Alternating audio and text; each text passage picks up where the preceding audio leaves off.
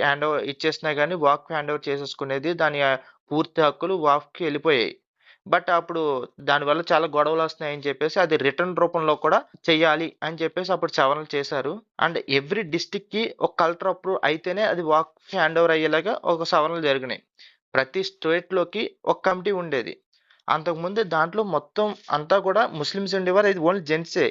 ఎందుకంటే ముస్లిం చట్ట ప్రకారం లేడీస్‌కి ఇన్వాల్వ్‌మెంట్ ఉండేది కాదు. తర్వాత చేసిన సవరణల ప్రకారం వేరే వాళ్ళు కూడా ఉండొచ్చు. ఇంక్లూడింగ్ లేడీస్ కూడా దాంట్లో ఉండొచ్చు. ఇవన్నీ తర్వాత యాడ్ ఆన్ చేశారు. ఇప్పుడు ఇటువంటి అన్నిట్లికి కొన్ని కొన్ని సవరణలు యాడ్ చేయడానికే మోడీ గవర్నమెంట్ జేపీసీ అనే కమిటీ పెట్టింది. జేపీసీ అంటే జాయింట్ పార్లమెంట్ కమిటీ. ముస్లిమ్స్ ఏమో దాన్ని ఆ సవరణ లేకుండా ఓల్డ్ వక్ఫ్ అనేది మాకు కావాలనేది వాళ్ళ దగ్గర నుంచి వస్తున్న అభ్యంతరాలు. మిగిలిన వాళ్ళేమో అసలు వక్ఫ్ అనేదే వద్దు, అది క్యాన్సిల్ చేసేయండి అని మిగిలిన వాళ్ళు రచ్చ. సో మీకేం కావాలో కింద కామెంట్ సెక్షన్‌లో రాయండి. జై హింద్.